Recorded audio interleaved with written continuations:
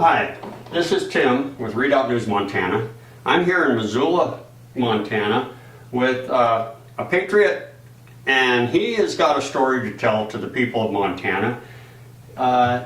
Samuel Lale is really in a situation that a lot of people have heard about but really don't understand. And so with that, Sam, would you like to just go ahead and give the people of Montana a little bit of a kind of a summary of what's going on here in the city of Missoula with what you're doing here at home? Yeah, I can do that. It's an honor and privilege to be here. So let me back up to May 2020. I was working for Duluth Transit Authority, and I would say right around May 15th, we got a notice saying that everybody is going to be required to wear a mask. Now, I knew I would not be able to wear a mask or face shield, so I brought that to the company and brought it to their attention. I did ask for a reasonable accommodation. They chose not to give me one, and so I was put on unpaid administrative leave. So immediately I was forced to make a decision. Do I count on the fact that the DTA is going to honor my years that I put in there and not challenge my unemployment? Or do we just move on, sell our house, and move back to the state that's been calling us back since 2018? In 2018, we lived in Billings, Montana. So we made that decision to move. At first, we had, of course, naturally Montana was on the table, Northwest Arkansas and Kansas. In Arkansas, the doors closed. Kansas, there was a door open for a brief moment, that closed, and immediately Montana had a job opening for me at Mountain Line. So I got a job offer, Amy got her job offer, and then we proceeded to pack up and move. And we got out to Missoula, Montana, July 11th or 12th. Amy would know, she's very good at keeping dates.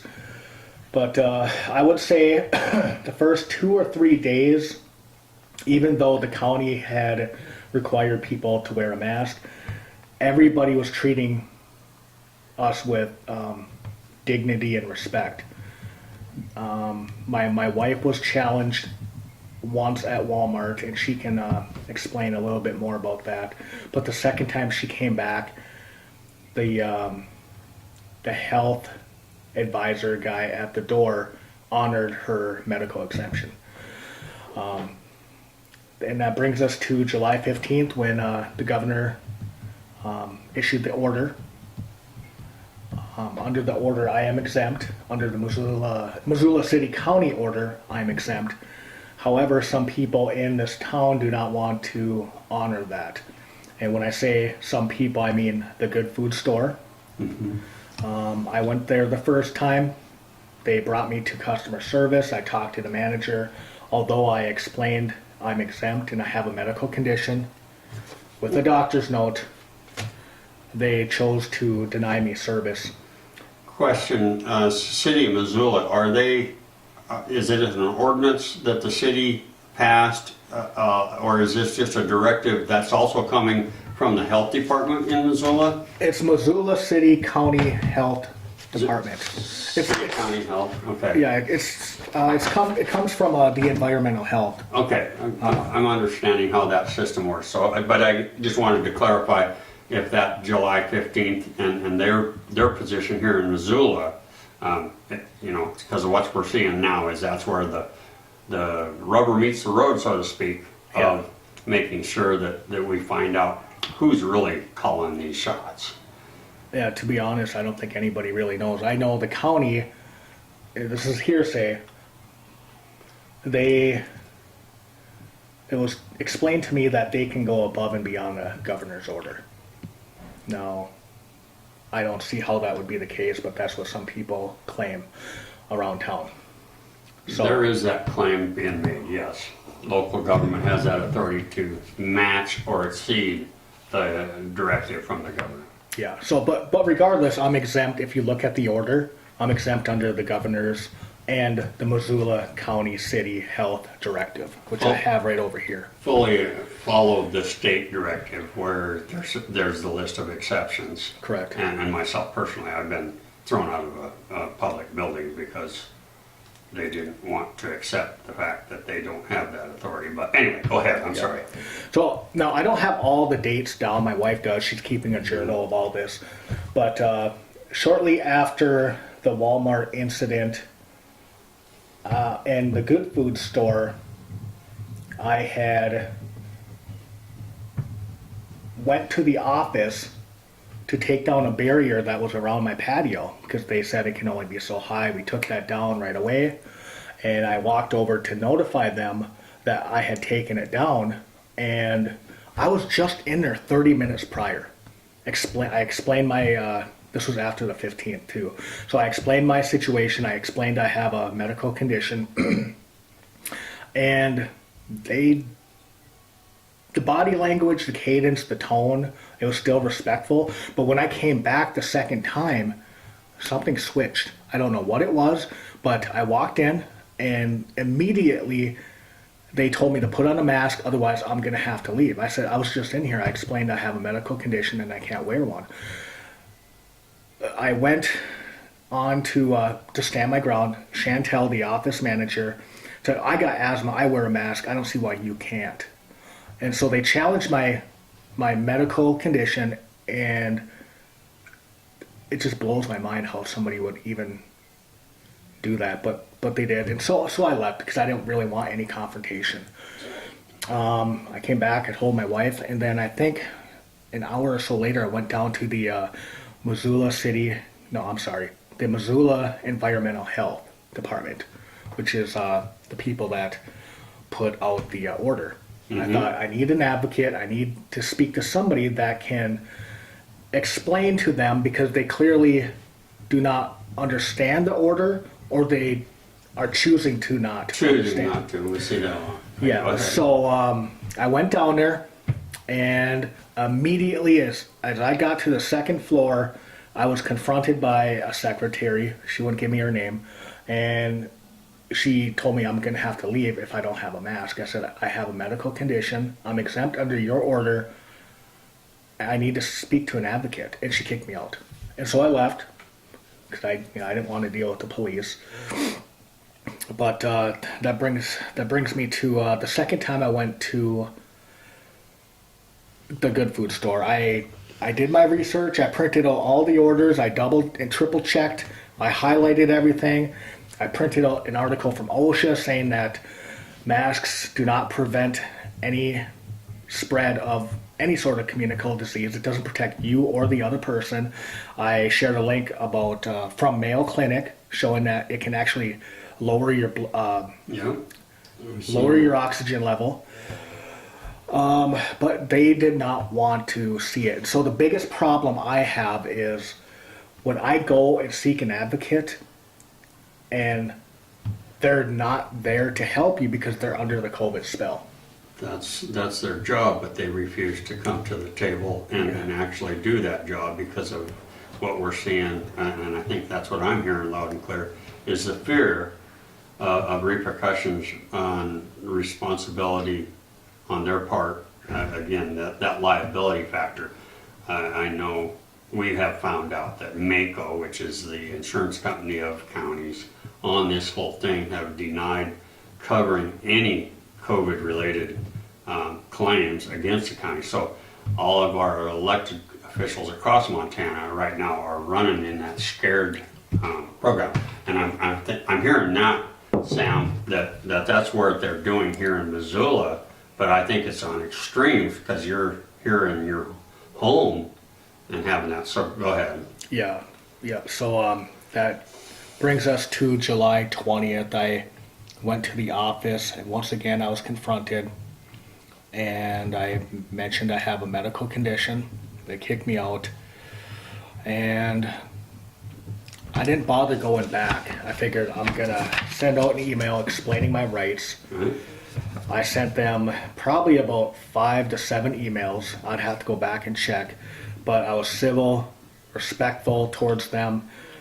And I simply just mentioned that I have a medical condition, and I have not violated, or I have not done anything to violate the order. And so I never heard anything from them until July 30th. I got a letter in the mail. It's right here. I don't know if you've had a chance to read it. It's a 14-day notice to terminate for lease violation. And he does call my asthma an excuse, or my excuse. It's all here. The last paragraph is the one I have the most problem with. The last sentence states, "You are also not allowed in public spaces other than as necessary while traveling between your apartment and your automobile or mailbox without a mask." So they're basically telling me what I can and cannot do in my apartment, and I've done nothing to violate the lease. So right now I'm at fear. I'm in fear of doing anything to violate the lease, because it seems to me like they can just literally make anything up. Like if I This really sounds to me as under experience, and I've talked to a lot of people since this whole thing started this year. The due process of law is being totally denied to you. Do you agree with that? As far as having, I mean, certainly in our constitutional provisions, the rights of the people are guaranteed. They're given by God, not government. Government is in place to protect them rights and to provide due process to make sure that that happens in a society of law. So here, what I'm hearing here in Missoula is they've not only denied you due process to remain innocent until you have the opportunity to show the truth and the facts, and then here you are on going into the middle of August, and the threat over your family right here at home is just astronomically out of bounds in that. So I'm not trying to put anything in. That's why I'm maybe kind of asking, where do you see this is going to go? You have, how much time you got left on this notice here before they are going to pull a hammer, if you will, against you? Do you have a date on that? Well, it says Friday, August 17th. Even August though 17th? Yeah, even though Friday, August 17th ain't a date, it's actually Monday, August 17th. So I don't know if they're trying to play word games or what, but according to them, they can evict me after the 17th for being in violation of Section 18. And I checked Section 18, and there's nothing in there. And that's within the city code, or the lease agreement. Okay, that's with the building program. Correct. I never get the right words. Yeah, I have done nothing to violate the lease. They are just they have a bone to pick with me because I chose to stand up for myself. Challenge your rights. Yep. Mm-hmm. And so. Well, we found that I think you've done the research and you're seeing it as well. There is no foundation of law to prosecute you on a mask, because in order for the governor's mandate to be able to be enforced, there has to be a law, and we have 38 sheriffs across Montana signed a letter that said, no, we're not going here because we don't have no law, and under the duty of our government, if you don't have a statutory law in place, there's nothing there that they can enforce. And so what that does is it allows in their assumption that they can expand with policy and regulations in order to affect law that is unconstitutional. They can't do that from what we've discovered and heard from a lot of places. And it sounds like that's happening with you here, Sam, in Missoula, where these guys don't care what your rights are. It's almost like a personal vendetta because you chose to challenge the status quo. Yeah, they'll sit back and act as if they know what they're talking about, but they really don't. You and I both know this. The Constitution doesn't give us any rights. It's we the people that give the government rights and privileges. And we are sovereign, and they need to respect our sovereignty. And with that being said, although there are a lot of well-meaning people that don't understand the law, I find it really hard to believe that Mr. Orr doesn't understand the law. Because there has to be a law. And there is no law. There may be a requirement or a guideline, but it's not law. Guidelines, directive do not affect the law. Yeah, That's right. and I'm not challenging them for the sake of challenging them. I cannot wear a mask or a face shield. And I wish they understood that. I've said this time and time again. It never had to come to this. But they keep on resisting. Mm-hmm. I had my lawyer ask if they would revoke this termination. But they refuse. Even though they know they're wrong, even though the American people know they're wrong, they won't revoke it for the sake of pride, I believe. So, that I forgot to mention. Using the private property card and the private property rights, which, that certainly is the foundation of freedom, private property.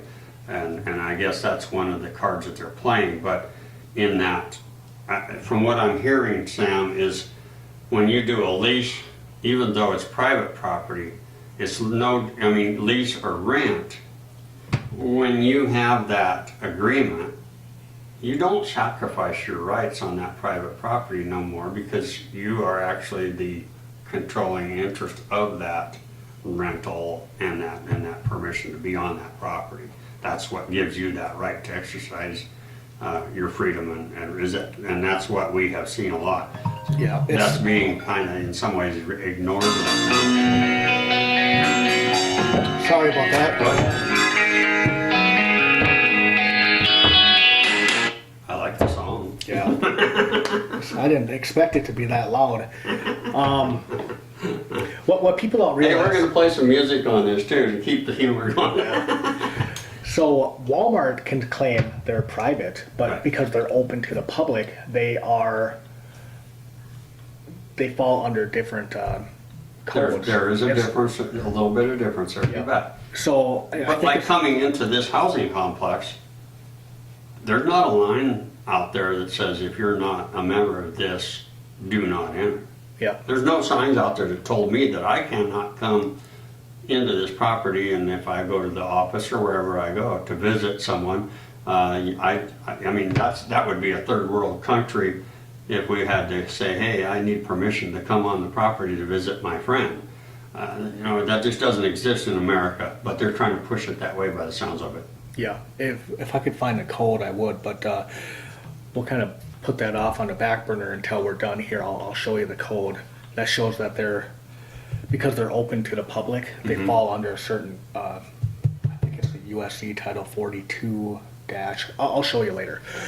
But it's interesting because one day they'll say they're public, meaning Mullen Reserve Office, and then the next day they'll say they're private.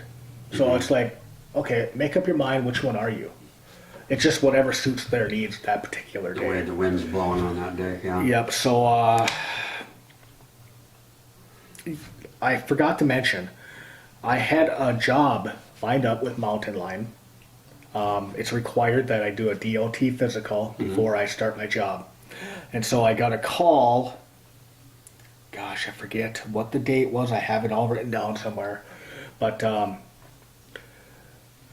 I got a call the day before my physical saying that they needed to confirm that I would be there and whatnot. Oh, and by the way, you need to wear a mask. And I explained to them my medical condition. I can't wear a mask or face shield. I got a doctor's note. But the minute I said that, they became hostile and rude, just like everybody else. No, I shouldn't say everybody else. Just like Mullen Reserve, Good Food Store, and Tom Orr. And so I told them that I'm still going to be there, but I got a call 2 hours later, and that was from Mountain Line saying that they're going to rescind and revoke. What's the name of the? It's Mountain Line, the bus transit system here. Oh. Public transportation. Okay. So I was looking to be a bus operator for them. All right. So anyways, they called 2 hours later and said that my job is revoked for being hostile, or not hostile and rude, for just being rude. So basically, Providence Health was projecting onto me what they were to my potential employer, and then Mountain Lion rescinded the job offer. And they would not give me an alternative place to do my DOT. They weren't wanting to hear anything that I had to say, and they hung up. And so I lost my job opportunity because Providence Health would not let me in their facility. Did the job offer gurus, using that term loosely, did they ever give you anything in writing after you got the phone? They said no, don't bother. We're rescinding your job offer. No, her name was Mary. She called me, like I said, 2 hours later, and I've sent them emails too, probably two or But no three. response from them in writing. No. I've gotten a few responses as to why they chose to, but they basically told me that I refused to go to my DOT, which is not true. I was denied access to the building. Denied rather than, Yeah. yeah, okay. And that brings me back to July 30th. I got this notice. I was surprised. I was kind of taken aback by it. Shocked. Yeah, to be honest, because I'm not one to cause trouble. I just want to live and let live. And so I called a friend of mine. Her name is Celeste. And she called 100 lawyers just to get one that recommended Quentin Rhodes. And so I called the office. I talked to his secretary, and she said, "Hold on, Mr. Leo. He's been waiting for a case like this." And so I spoke with Mr. Rhodes for probably about 5 minutes after, and he told me he would be willing to take this on pro bono. Granted, it doesn't get to the point where it starts costing too much money, but when you're dealing with people like this, they might be too prideful to just do the right thing and let it go. But nonetheless, That's happening across Montana right now. yeah, I thought I was the first story, but I'm starting to realize that a lot of people are in the same boat. And if we don't stand up right now and we let this go further on down the road, there will be no turning this around. That's what's There's nothing scary. to stand for. Yep. I agree. Again, I'm on the front page of this. Myself personally, just add into that. I'm in court right now over this same thing Really? in Broadwater County For for demanding a mask and violating my rights. okay. Yeah. Yeah, it's terrible. It's tyranny. So anyway, moving in. Where do you? Okay, your lawyer is geared to deal with this. I guess maybe on the 17th of August when that date comes up. If they come in and give you a cert, or what is the status of your defense on that? Well, after I Or spoke, do you have one? when I spoke with Quentin Rhodes on the 30th, he mentioned that he was going to be on vacation and that he would stay in contact with me, which he did.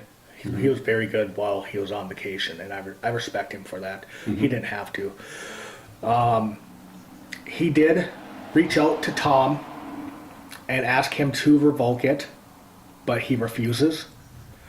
I have put out a couple public videos. I was interviewed by A Plain Truth. I had no idea that I would. It was presented to me at the offer, and I thought, I don't know if I want to do this, but my intuition was burning, do it, because it's the right thing to do. And so I did. I don't want to be out there in the public if I don't have to be, but if it's for standing up against tyrants or thugs, then I will do it, because I've never liked bullies, never have, never will. There you go. And right now they're bullying a lot of people in Montana around, and it's not fair. All across the county or the state in Yeah. the northwest. We got cases in Idaho too. It's just continually dominoing into a snowball. Yeah, and it's probably people that haven't even been here in Montana for more than a year or two. They just bring all their ideologies with them. Not sure where it's born, but it's definitely there. Yeah, we can all suspect, but I'm not going to name any names or states. You know what I mean? I think people can figure it out. But yeah, so I spoke with Quentin Rhodes today. It looks like he just got back from vacation. He mentioned that I will be meeting. He suggested I meet with him on September 15th at 2 p.m. And I'm grateful for that, but at the same time, a lot can happen within a month. September 15th? Yeah. Okay. And so I mentioned to him that I would like to see consequences, because if there aren't any consequences handed out to these people, they're going to continue doing it to other people. Absolutely. And so he said he's got the zeal and he will come after them with everything that he can. Well, good. So Good. those are his words. I have no reason to believe that he doesn't mean what he says. I'm also in contact with the Constitutional Law Group. I Gotcha. spoke with a man or gentleman named Tony Caruso.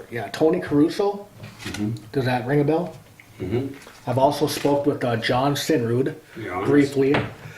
He's a friend of mine.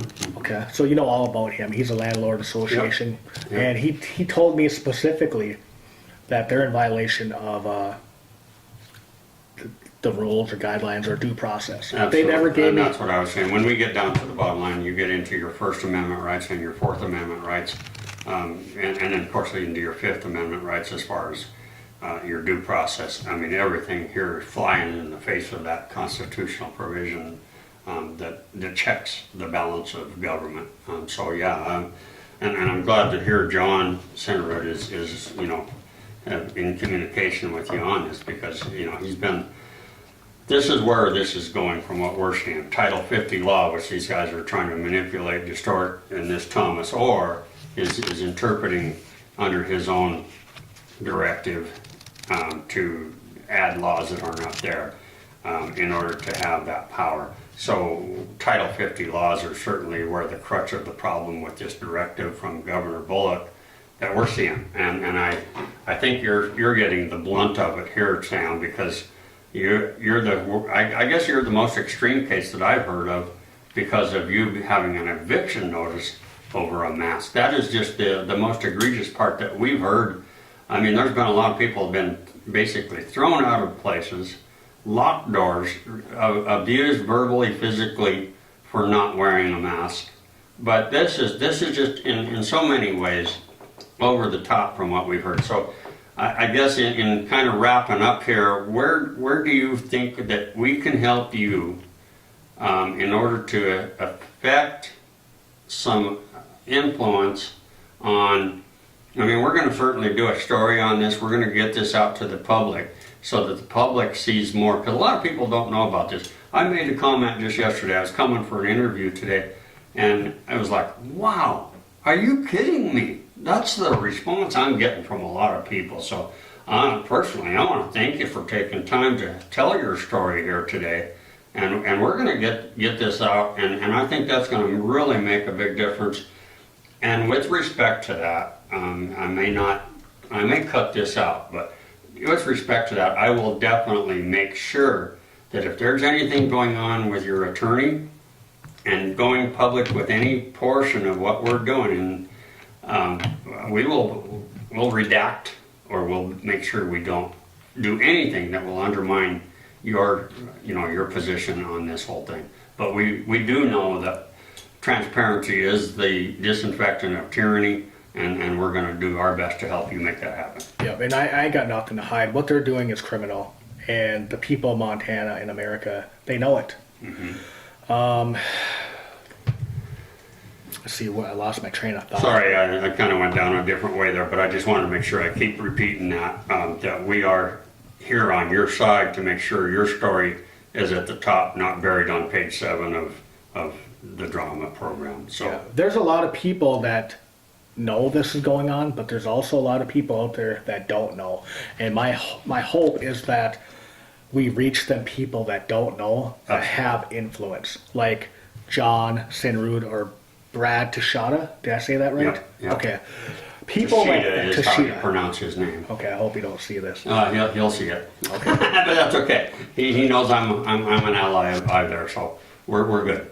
Okay, yeah. So it's been very interesting the last week. I've spoke with a lot of people all throughout the country, a lot of people from Montana. The surprising thing is I have not received any support from my hometown. Nobody in the state of Minnesota. And I thank God that I followed his lead to come to Montana, because he surrounded me by men and women with strong resolve and backbone. If I had this fight, I knew it was coming. If I had this fight in Duluth, Minnesota, which is where I'm from, it's my hometown, I wouldn't have any support.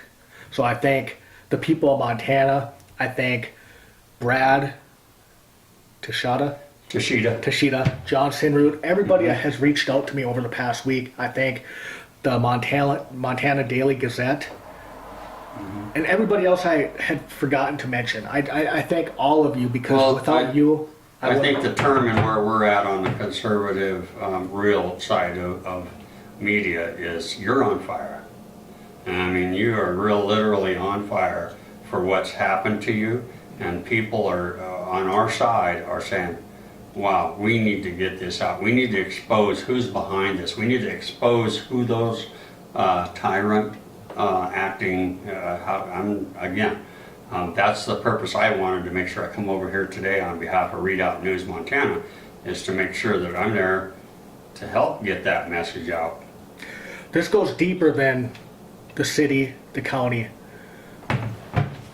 and possibly the state. You know what I find really disgusting is the legislature has delegated to the governor authority to respond to emergencies. That means he is That's that Title 50 law. Yeah, dictator in chief right now. That's that Title 50 law that's literally broken, and that's going to the 2021 legislature is going to be dead center. We're going to have that thing on front page across not just Redoubt, but I mean everybody. That is a major thing to overhaul that Title 50 law that's put us into this position. In fact, rescind it or repeal it or whatever it takes, but it's going to go away. Yeah, we're basically under martial law right now. Exactly. Medical martial law, and it is. So it's tyranny. With that, Sam, I'm going to go ahead and I guess I'll ask you to wrap this up. In your final, in this interview, we'll be available to continue moving forward and have updates to this story as they develop and as you need to. I'm at your disposal on that. So for this particular time, we're at a position now where if there's something that you want to close with as far as whatever, I mean, go ahead and give the people what you really want them to hear. I know you've been saying that since we started here, but again, you're the captain of the ship here. And please don't hesitate to say whatever you want to close with, and then we'll take this from there. And excuse me, and then we'll make sure that we update and keep everybody informed on what's going on to your ability to maintain your rights. Okay, my message first is to the people of Montana. Second, the American people. We are seconds to midnight. And if we don't stand up right now and draw our line in the sand and dig our heels in and stand up for what's right, there will be no turning this ship around.